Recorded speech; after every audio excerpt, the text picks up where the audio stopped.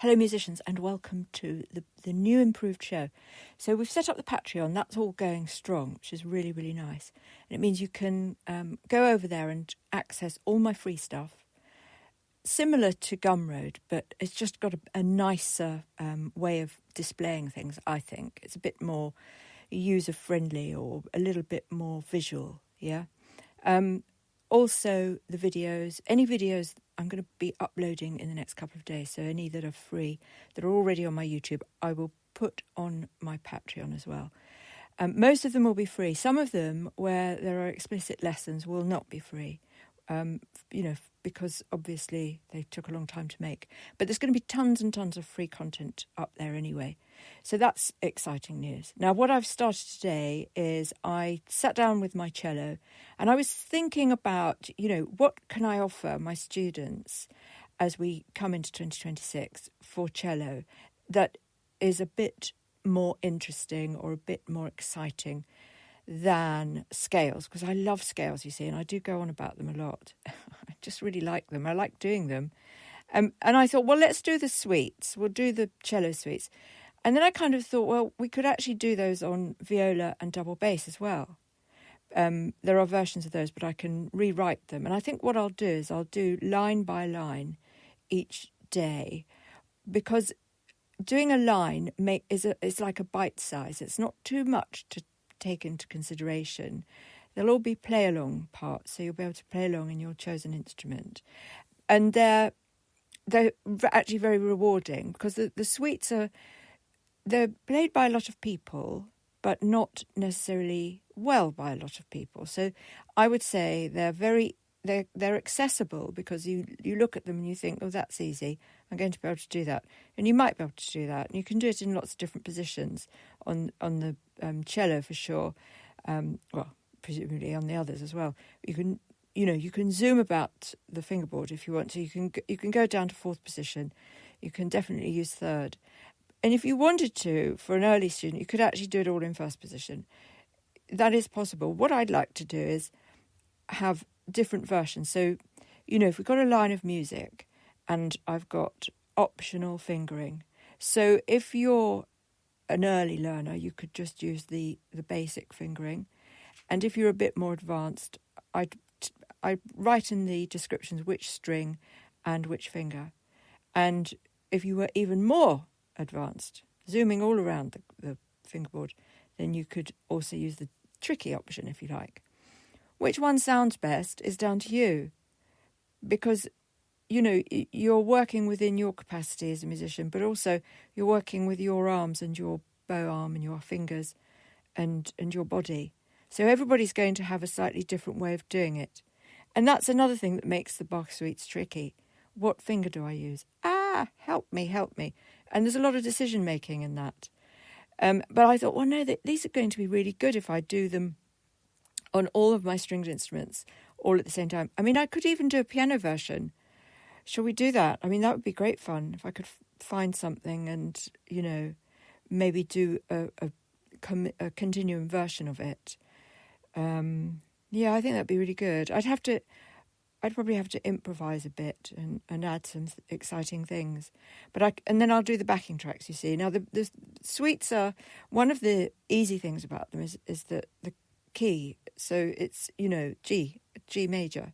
So it's one of the earliest keys that we learn, because it's only one sharp.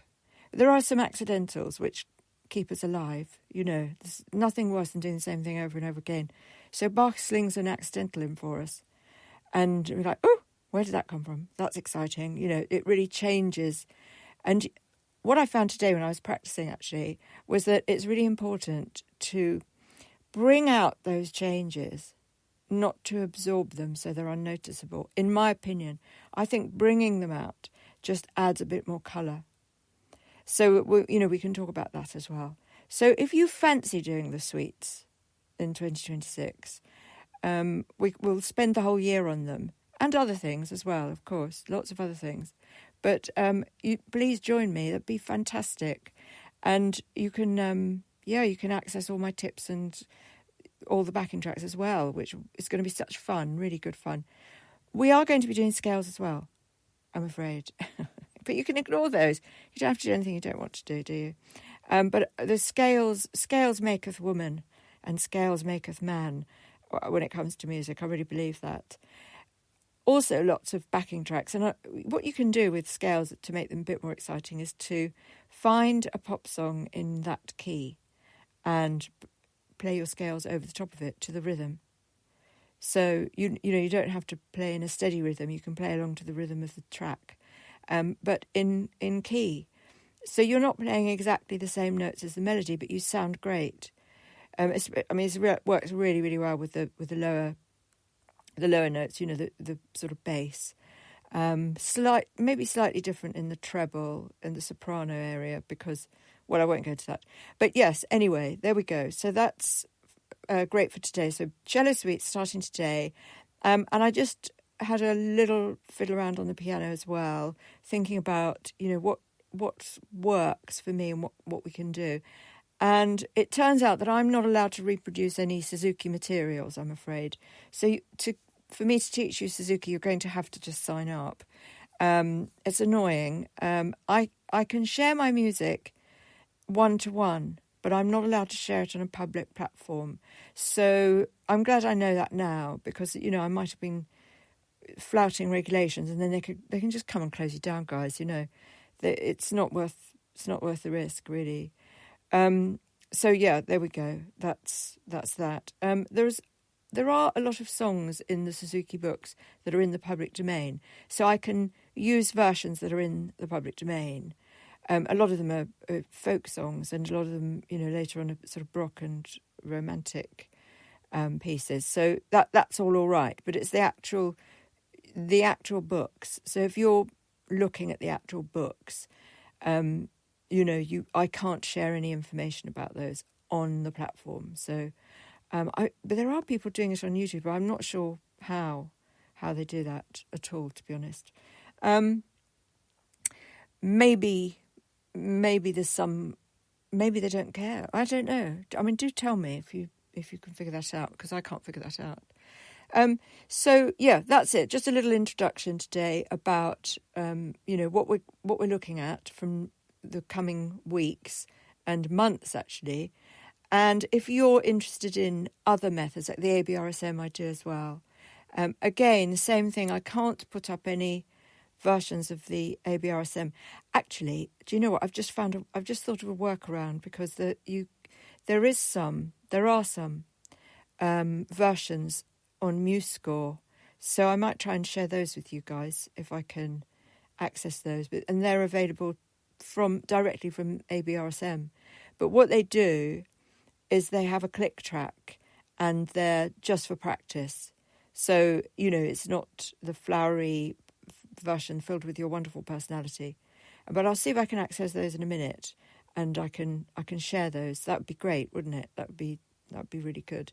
If you know ABRSM, I mean, not everybody does. A lot of people in America, I don't think they use that system.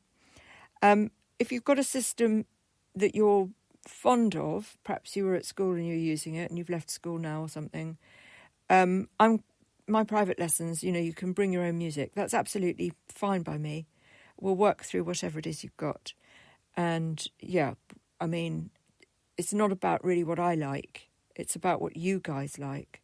It's about what you're used to. And I think it's really good to have a broad expanse of material for learning on.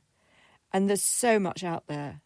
The people have been writing music for centuries. So there's lots and lots of music out there, lots of printed music that you can bring. And I remember as a child actually playing piano.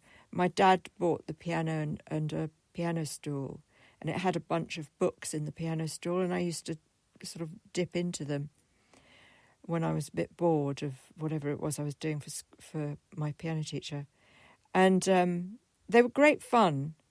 Really sort of old-fashioned sort of musicals, lullabies, old, very, very old music, probably all in the public domain now. I mean, what I'm talking 50, 60 years ago, about 55 years ago, maybe, yeah. It's a long time, isn't it? And they were old then. They were probably from the 20s and 30s. So yeah, if you come across very old music that's in the public domain, you can actually share that. But a lot of it isn't. If it's still in print, you always have to check the copyright inside the cover, and then you can go online and you can check, is this can I reproduce this? And that's when you can do a performance of it online, and you'll be okay. But if it's still in the public domain, things are a bit different. Of course, if you put things on YouTube, most publishers are quite happy for you to perform, not to share the music score. So you can perform a piece and YouTube will take the royalties from you on your YouTube and give it to the writer. But when it comes to actually putting up scores, that's a different thing. And they all watch. You're not allowed to do that. And they all watch, all of the platforms online because they know that people are up to mischief. If you buy a score, it's usually about £20 upwards. If you buy a score for an orchestra, they're in excess of 70, 80 quid. And, sometimes in the hundreds. Terribly, terribly expensive. So therefore, these companies that are printing those, they do not want you copying them and putting them out there. They want people to buy them. That's their business. So yeah, be warned, guys. Anyway, that's it. So a few lessons coming up over the weekend. Piano, cello, double bass and viola. So join me tomorrow. I'll put some stuff up today and then join me tomorrow over on Patreon and on Gumroad. Same as. No, they're both the same. Then there's not one that's more geared towards the other. They're both. I'm sharing everything on both those platforms. It's just I know some people prefer Patreon. I'm getting hungry. I'm thinking of the pantry. Patreon. So yeah,